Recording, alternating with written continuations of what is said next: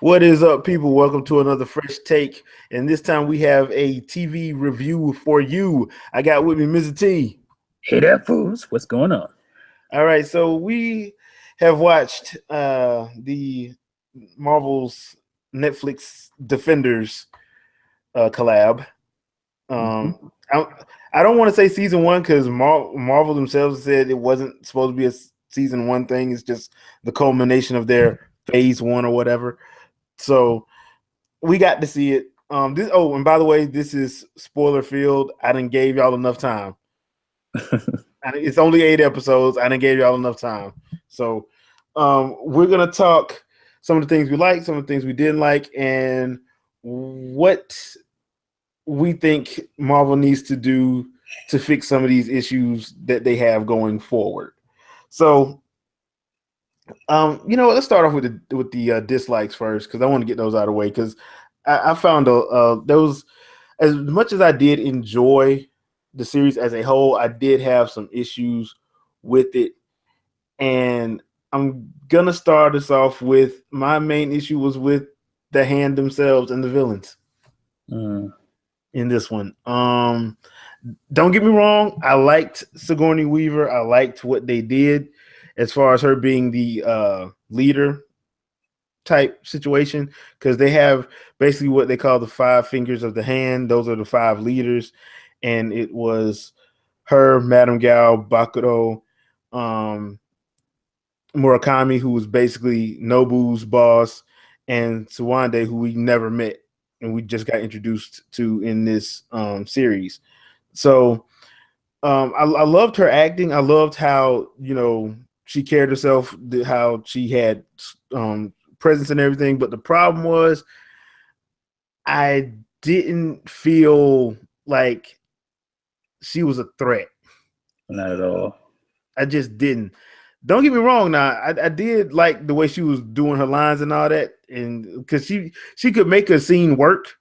Yeah, I mean But that's just that's just Sigourney Weaver doing her thing. yeah, I mean, she could make it. She can make a scene work because, like, you'll be watching, you're like, dude, she doing it up. She can make it feel serious. But the problem was there wasn't a real.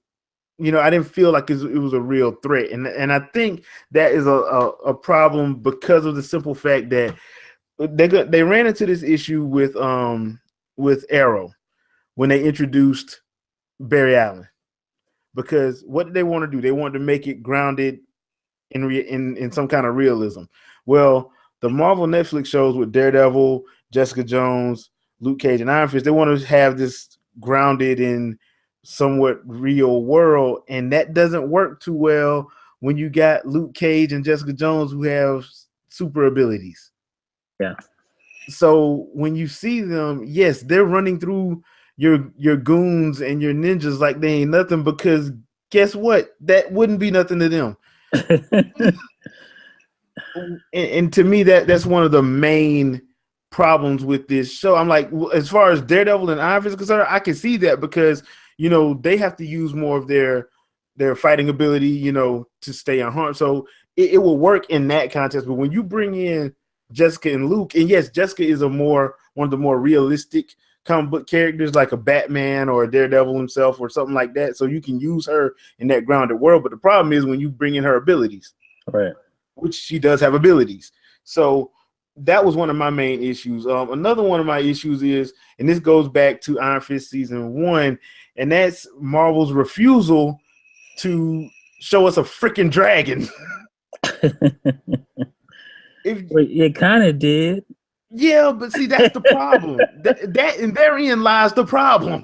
If you're gonna make that your big issue, or you're gonna say, okay, look, all of New York is on the back of a giant dragon's fossil, then you should have showed us a dragon so that we know as viewers they exist.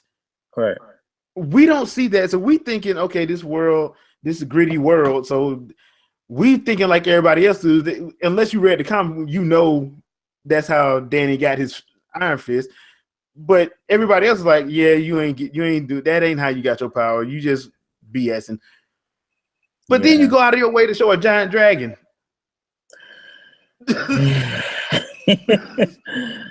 Oh man, I kind of needed to see a dragon, dude. I mean, it kind of, you know, it would have made more sense. And the last thing goes back to the villains. Is the villains, they don't have a clear defining what the villains want to do.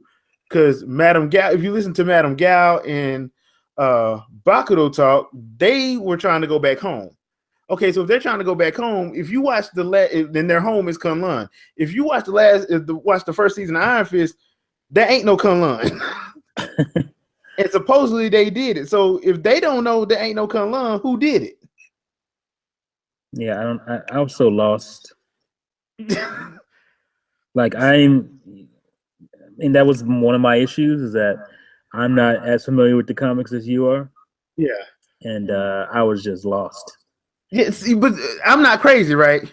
No. Okay. No, you're not. You have all the information and you still like, what the hell? I'm sitting there, I'm like, hold on. You saying that y'all trying to go back home. I'm like, but at the end of Iron Fist, there was no Kunlun there. And there was dead hand then just outside the gate. It was so convoluted. I have so many issues with this show. Yeah, like, so who did what? And that's just my few that I had. But T, why don't you share some of yours? I'm gonna try to keep it as quick as possible because I have a few. Like I said, I have a few. Yeah. One. Okay, like you already said, Sigourney Weaver's character didn't scare me at all. I thought she would after seeing the promos and stuff, but she didn't quite reach her potential. It's not her fault. I just think she wasn't written well, and she did the best she could with what she had. But nobody felt like a threat. You know what I'm saying? Like your boy curly head teacher. I don't know. Yeah, Bakudo. Yeah, like nobody's scared of you, man. Like I was not. Like we scared of your dialogue. We ain't scared of you. Yeah, not at all. Yeah, the dialogue was right, but the casting was not good on him. I didn't like him when we saw him in Iron Fist in the first place. So, and to me that is the main reason. My main issue with this is that it hinges a lot on Iron Fist and Daredevil, but Iron Fist also has a lot to do with this, obviously. And the fact that your boy just never did it for me as Iron Fist is not helping, me be invested in, the story in this show, because he just doesn't do it for me. He doesn't feel authentic to me. He's not authentic the way Luke Cage is to me, and the way Matt Murdock is. Like, those people felt real. Jessica Jones, she felt like a real person. But your boy just never did for me. Maybe he did for some people, that's fine. But for me, he just never worked. He just seemed like he was trying hard. He was trying too hard to be somebody he was never going to be. So I don't know if that's casting. I don't know if that's writing. I'm not sure. But he just never worked for me. And here's the biggest thing. That's not the biggest. I think that's the biggest thing. But here's another thing that just kept pulling me out of this show. Episode here and there. It looked cheap. Is it just me, or did it just look cheap? It looked like they put no money into it. Yeah, they put no money into this. Thank you. I thought it was just me. No. Like, for some reason, even Daredevil's costume looked cheap. And I liked it before season 2. Yeah, I like the other one. I don't know. This is a different one. I don't know what's going on, but his costume looked super cheap. I don't know if there was the lighting that's different in this show or whatever, but it just looked cheap. A lot of the sets, that last set, the like you said, the dragon, I was like, really? That's like stuff we used to do at our school studio. Like, we could do stuff like that. And I was just like, this is not good. I don't know how much money they have or what they're putting into this show, but it looked cheap, and the locations were just meh. I don't know, man. That was another big thing that just kept pulling me out of every episode. And then when they did was that the last episode where they had to fight and they brought on the Wu-Tang song? Yeah, yeah. My toes were curling. It was so cringy. I thought that was so cringy and out of place. That one was out of place. Yeah, you know. But yeah, like overall, those are my gripes with the show. So, I guess you could throw in choreography too. I don't know. It just didn't feel. I don't know if it was the choreography as so much it was the camera work. I think, and the editing, for sure. This is like amateur. This is amateur hour for me because it was like, this is what amateurs do when they try to make a scene seem more actiony. Is they do all these dumbass cuts, cut back and forth. You don't know where you're at as the audience. Yeah, and it's just like, it's like they just learned how to cut action watching like what's the movie that caused all this stuff?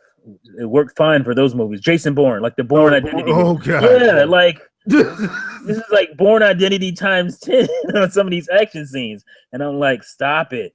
Like it looks better. The last episode.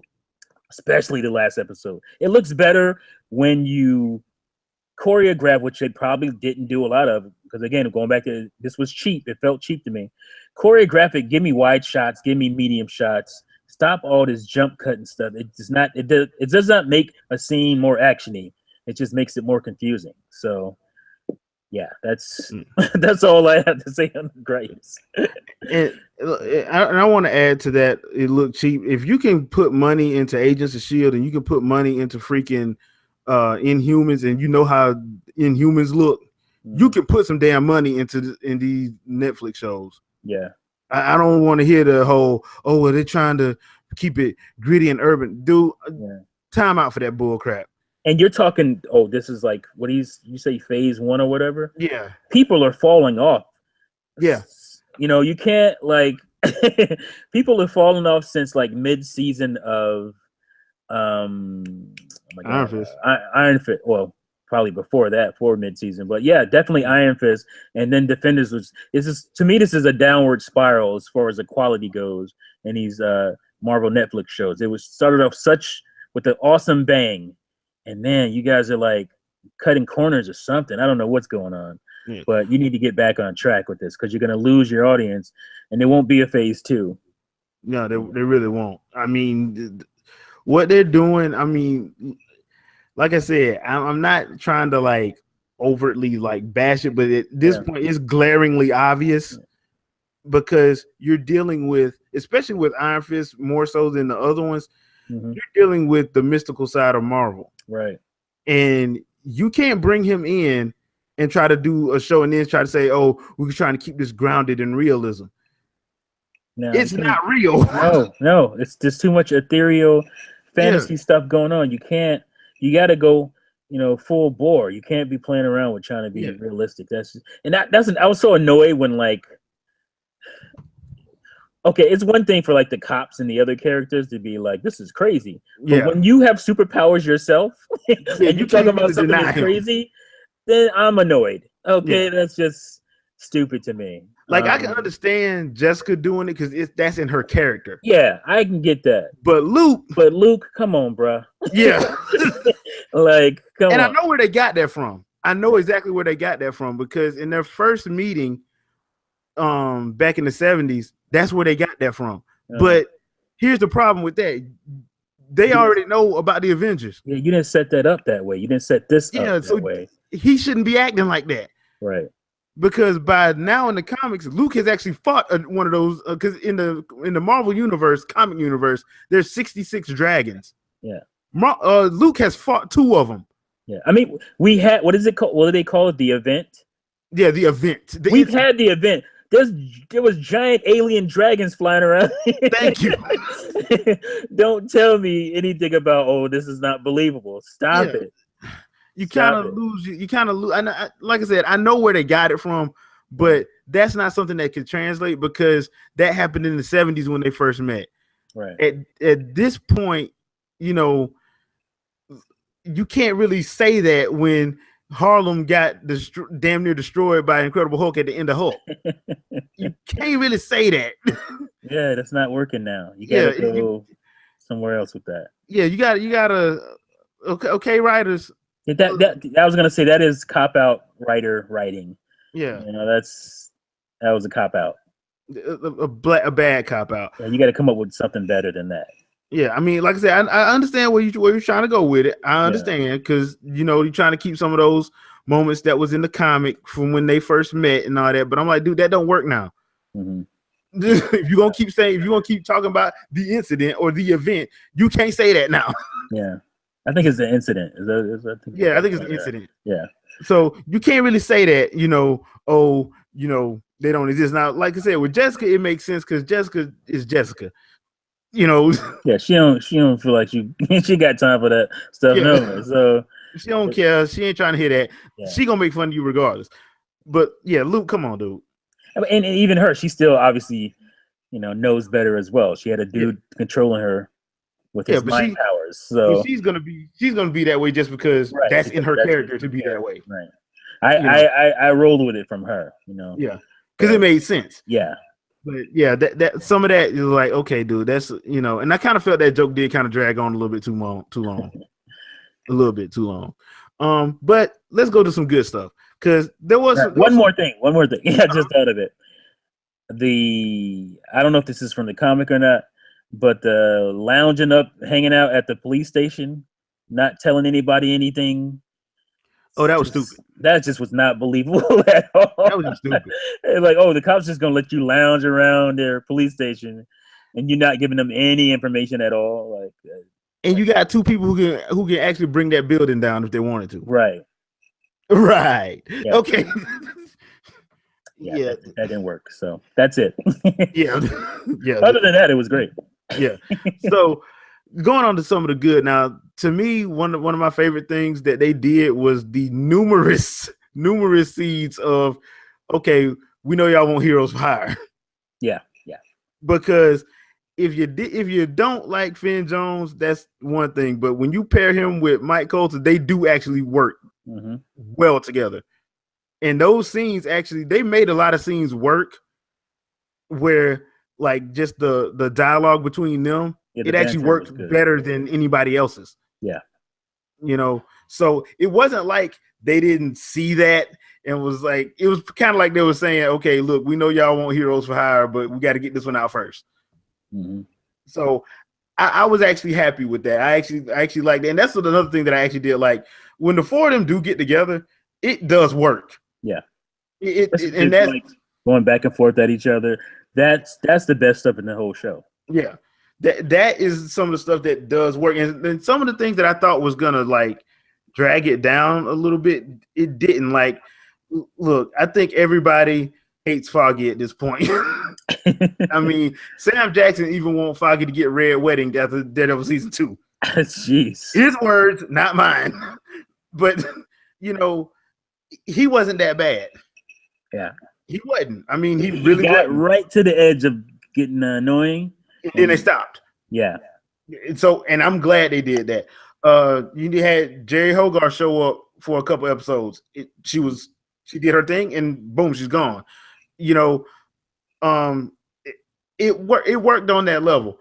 Some people, for some reason, don't like Simone Missick. I actually like her as Misty Knight. I don't know where all the haterade comes from. I don't dislike her. She has her moments, and then she annoys me, and then she has a good moment. So I don't know if it's just the way they wrote her. You think it's the writing? I think so. Okay. So. All right, because they're trying to go for Pam Grier, and I don't know why they're doing that. Yeah, they totally are trying to go for Pam Grier. I'm like, don't do that. No. Don't do her like that because that's not fair. That's just not fair. So don't do that. We're waiting for the whole show for her to lose her arm. So that was, and it happened. It happened. Yeah, and it was glorious. Yes, it was. Because when they showed, I'm like, ooh, they're gonna do it, and they did it. They did it. It went the hell off. So, yes, people, she loses the arm. They didn't toy with us this time. Like season 1 of Luke Cage, they played too much. They played around. They played playing games. But this one, they're like, nah, hell no. That's coming with me. So Game playtime is over. Yeah, so I actually that's saying like some of the characters it actually worked, and once again, Madame Gao outshined everybody. Yeah, she did. Like that's the thing. Like I kept because she was so good. Yeah, and I was like manipulating everyone for her to be like underling. You know what I'm saying? Yeah, because I felt like she was the strongest villain, and for her to have to play an underling didn't work for me. But it still kind of worked. It worked for me a little bit because of the simple fact that she was still manipulating the hell out of everybody with the damn truth. Yeah, and I was happy to see her, throw down when her Yoda powers. Yeah, some good stuff. Yeah, because they had to do something. Yeah, because if they didn't, it was going. That's what I kept calling every time. Handle that. There go Yoda, yo. Yeah, Yoda's doing her thing. Yeah, and I would be remiss if I did not talk about the hallway fight. Of course, the hallway fight. It's always a hallway fight, huh? People, if you are a villain in the Marvel universe and you are in an office building and one of them four is coming down the hallway, just go out the other way. Say nope. Come back in this office room. Come back in this office, or I'm going out. Yeah, I'm not going to the hallway. I'm not going into the damn hallway. Don't do it.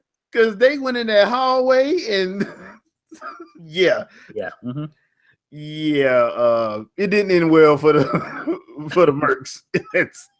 No. And it's a very well done scene. I like the way because it's kind of like the way they make it seem like it's kind of like shot in like 3 parts a little bit.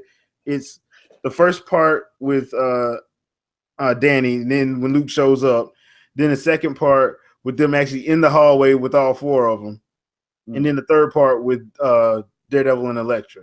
I thought that was actually pretty cool, the way they did it. Did you feel like each person just lost a little bit of their badassery? Because I felt like it. I felt like it did because they tried to focus that whole last part on just Daredevil and Elektra. Yeah. Because at first it was pretty kind of even a little bit. Yeah, I think the first fight when they fought all together, that was good. Yeah, but slowly as it went on, Daredevil definitely lost a step, and Danny, he never worked for me anyway, but Luke Cage for sure, and not Jessica Jones so much. She was. Jessica was awesome in this. If you are a Jessica Jones fan, we got to actually see her do more stuff in this, so that was cool. Yeah, and if you are a fan of hers, you're gonna love this because she is the one being the most realest person in this entire season or series. She is the realest person. She going off on everybody. Yeah, she even go off on Luke at the end because Luke was acting stupid. Yeah, that was annoying me. And she just straight like, look, man, I'm trying to go home. I ain't took no shower. We doing this. And Luke just shut the hell up. Which I like because it needed to happen. Because I'm like, bruh, you already seen what they do. Yeah. Kill them and call it a day. Yeah, like you already seen this is not going to end well. Like they wrecking shop everywhere. Stop with this good guy, overly goody two-shoes. Get hurt. Man, if you in the vicinity, fuck you, you're dying. Seriously. Like, you shouldn't be here. And so, I mean, it was one of those things, and I love that they let it be Jessica doing it. Right. I love that it was like Jessica was the one like, look, man, because she had to get Matt acting right. It was based on her. So she was the one that I enjoyed the most. I think I did. I think I enjoyed her the most too, because she stayed true to her character throughout the whole thing. Yeah, and we got to see her obviously more action oriented stuff, and she kept people in their place. Like, come on, man, quit playing.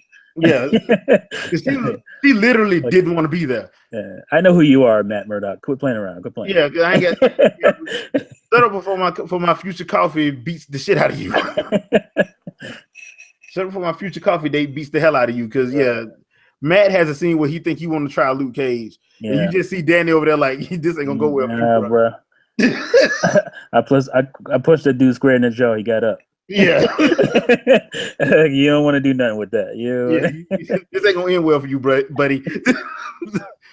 So I mean, there was on the because I enjoyed that some of the action stuff. I enjoyed the interactions. I think those are the things that worked for me. Yeah, like when they're together. And once again, I got to give it to my boy Scott Glenn.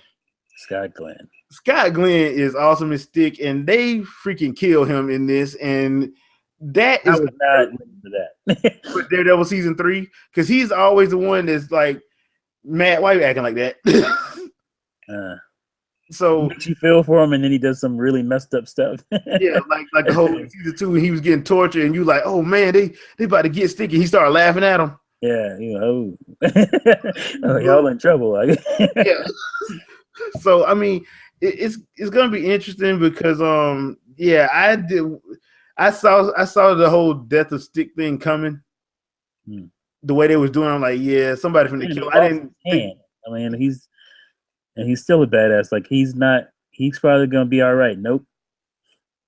Nah, he dead. Yeah, he gone. Yeah, they pretty much put an exclamation point on that. I don't know how he can come back from that. I mean, it is comics, comic books, and yeah, but nobody really dies. But that was straight through the heart. Yeah, it's gonna be very interesting. Yeah, how they do this one. But yeah, those are the things that I actually liked about it, and I liked the fact that it was 8 episodes because it felt like it got to the point, got us in, got us out. Yeah, I will say that was definitely a plus here. Because if it would have been 13 episodes, I probably would not have liked, because we would have had at least like 3 or 4 episodes of filler. I could tell. Yeah, 10 max. And yeah, they gave us 8, so that was good to go. And that's where I think moving forward, the rest of these shows need to do that. They need to stop with this 13 episode crap. Yeah, not built for it. It's always 2 to 4 episodes that just feel like filler. Yep.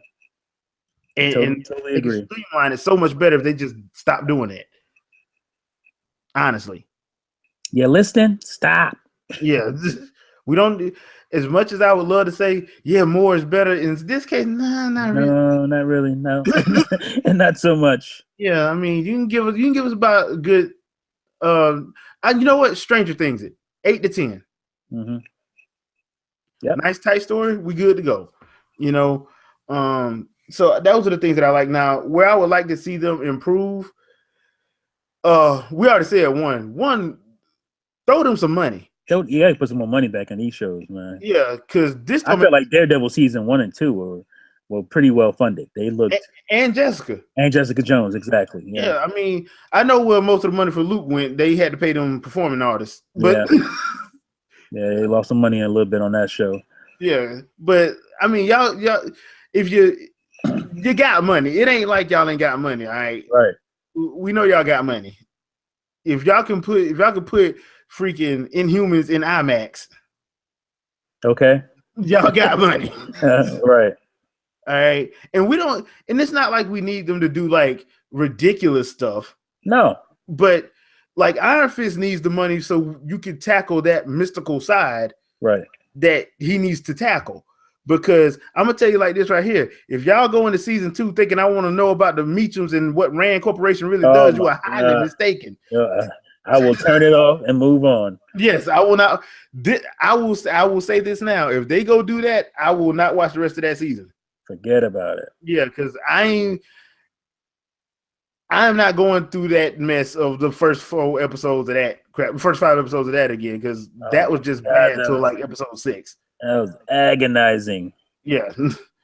So, and honestly, you should have got the RZA to be the showrunner for Iron Fist, but that's neither here nor there. Yeah. At this point, because he had the best director. Did he direct any of these? He didn't direct any of Defenders. No, he should have. Okay. Yeah. And that's, you know what? So what was that? Them playing the Wu-Tang song? Was that an homage? Yeah, because when they should have played it. They should have played it during the hallway when Luke showed up. Exactly right. They should have played it. But you know what? One more thing about that whole about a thing that they can do, and that is if you're gonna do another Defender season or you're gonna do anything like that, get the same director for all of them. Yeah, because that's the problem. I think that was another problem. Like episode 1 and 2 were nicely shot. It was nicely done. It kind of felt organic because it was S.J. Clarkson. She did a few of the Jessica Jones episodes and a couple of Daredevil episodes. Get the same. If it's gonna only be 8 episodes, get the same director for the whole thing. Seriously, man, that's a hard task, especially for. But I think they could pull it off. It's just TV shows. It's hard to get the same guy to do every episode. I don't think that's happened. It can be done. I don't think that's happened for a while, but it can definitely be done. And the reason why I say this is because it's not because it is like 8 episodes. If it was like 15 or 2, I completely understand. Because they got other stuff they want to do. I can completely understand. I wouldn't. I can understand that. But if you only got 8 episodes, and because that's where a lot of this tonal shift was changing to me, was you could tell it was a different tone in some of these episodes. Yeah. And I think it was because of who was shooting what and how that director likes to style their shot. Like we said, episode 8, a lot of them jump cuts made no sense. Yeah. So I would say this: if you're gonna do it like that, do like have each director do 2 episodes, like S.J. Clarkson did episodes 1 and 2. That's what she did. Have the next director do episodes 3 and 4. Have the next director do episodes 5 and 6. Have the next director do episodes 7 and 8. That way, there's some continuity. I say 3 directors have them do 3.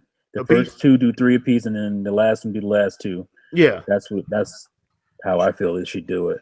And that way, at least it'll be a smooth. Yes, it'll be smoother. Right. There you go. And please get RZA. And please. Yeah, because RZA's episode in Iron Fist is the best episode of that season. Yep. Episode 6, by the way, if you're wondering. Episode 6. Yeah, I mean, do that. And honestly, people, I know a lot of people been saying, they should do like a Heroes for Hire. They should, but you know what they should do since Netflix likes to do movies now? Let Heroes for Hire be a movie. Yeah. You ain't got to do a full series for that because, to be honest, all Heroes for Hire is all that Power Man and Iron Fist comic book has been Lethal Weapon. Yeah, that's really all it's ever been. So all you got to do is give them a case because in Heroes for Hire and even in Power Man and Iron Fist, they're basically private eyes. Right. Basically, the only problem is they have to fight people that's the cops can't really handle. Right. Like, the Wrecking Crew or stuff like that, and bring in some of these low-level villains that you're not gonna use for your movies. Like, you're not gonna use the Wrecking Crew. No, you're not gonna use like the Sons of the Serpent. You're not gonna use them. So bring them in to these shows and give them what their powers are. We ain't gotta have the silly costumes. No, please. I'm saying that, but you can bring they powers in, especially with what you did at the end of Luke Cage season 1 with Noah Bernstein just operating on people. Right. And the whole IGH thing from Jessica Jones season 1. You got avenues to do this. Mm-hmm. It's all right there. It's all right there. So yeah, I understand you want to be like grounded in all this, but that's a problem when you dealing with certain people. That's why people kept saying, like, look, even Christopher Nolan himself said his Batman from the Dark Knight series could not work in a world where Wonder Woman, Aquaman, and Superman exist. No, that Batman be like he look like be dead. Yeah, he would not last in this iteration. Yeah, so when you're doing that, when you have characters like Luke and Jessica, and to some extent Iron Fist, when they let him become a true Iron Fist, because right now he just ain't no Iron Fist. Yeah, you're gonna have to like throw that grounded and gritty realism kind of out the window a little bit, because at this point you're going into like, okay, that don't make no sense. That doesn't make no sense. He's stronger than this. Why is this working? That doesn't make any sense. She can do this. Why they ain't doing this? You see what I'm saying? Right. That's the main problem. Average people hurting Luke Cage. It should not be happening. Yeah, it should not be happening. And like I said before, like I said in the beginning of this, the reason why Arrow started to go down was when they brought in Barry Allen. Why? Because Barry Allen does not fit in a world where it's supposed to be dark and gritty. Nope. Nope, his stuff is too light. Yeah, and he has superpowers. I mean, he has darkness in his own series, but it's been set up, based on his character. You can't just but you can't take Barry Allen and throw him into that dark ass Arrow stuff you set up. You can't do it. It doesn't work like that. Doesn't work. And I think that's the problem that they're having now. Yeah, Daredevil worked because Daredevil you can do that with. Yeah, his character is made for that. Daredevil and Elektra, obviously, them together, it works for them. But yeah. I'm saying Jessica, that works for her. Jessica, Iron Fist and Luke Cage, that ain't gonna work for them. No. They fight people like Manslaughter Marsdale who can't feel pain and has superhuman strength. They fight people like Tombstone. Right. They fight people like Steel Serpent. They fight dragons, plural. So, that's some of the things, and you're gonna have to you got to loosen up the purse strings, man. Yeah, you got to spend a little more money. You got to spend some more money. I know you're making it. I know you made it. And you got to spend some now. Yeah, now stop acting and stop acting like y'all ain't. Well, we got a hint. No. Mm-hmm. Let Mickey write that check and get this done right. Any other thoughts, T? No, I think we pretty much covered it pretty well. Oh, and just so y'all know, no, the Punisher is not in this. Yeah, the Punisher would definitely not fit in this setup. They need he was not in this. So I know some people thought he was supposed to be in it, especially when they did that some fake trailers out there at Comic-Con, the intro to Comic-Con. Yeah, he's not in this. Try to make it seem like he was in there. No. But they did his teaser does show at the end of it. Yeah, he wouldn't fit in this world because they'd be constantly telling him, "Please don't snap that dude's neck. Stop doing that. Yeah, stop killing people. Don't stab that guy in his forehead. Don't." Why do you have a gun in our hallway fight? Right. Yeah. Yeah. He's not the hand-to-hand combat fight dude. He's putting holes in people. Yeah. He ain't. He's not the type of person that's gonna sit up there and not kill somebody. Right.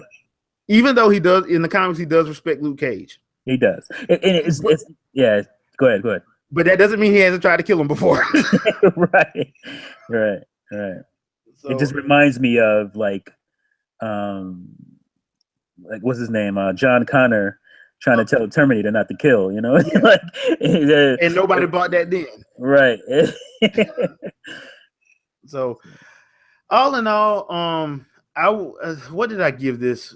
I gave it, I think I want to say, because you have to go by Netflix standards because it's on Netflix, so technically you're watching it at home, so it's technically a rental anyway. But I gave it 4 out of 5 stars because I liked the character interactions and I liked, how they set things up. I just had those few minor problems, and not minor, but some were a little bit huge. But I thought that for a first attempt, it wasn't bad.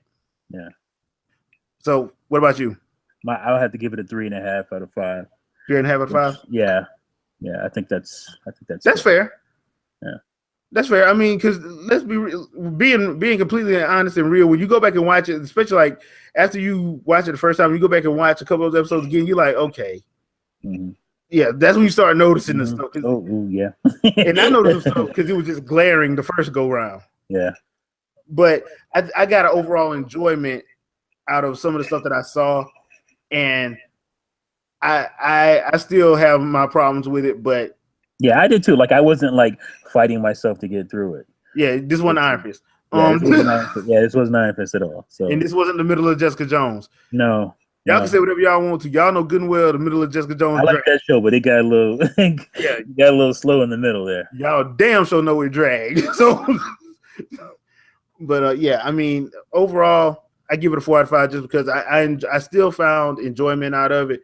But there are some things that, really kind of irked me a little bit because they should know better. Yeah. They should know better, especially with the talent that they had. Yep.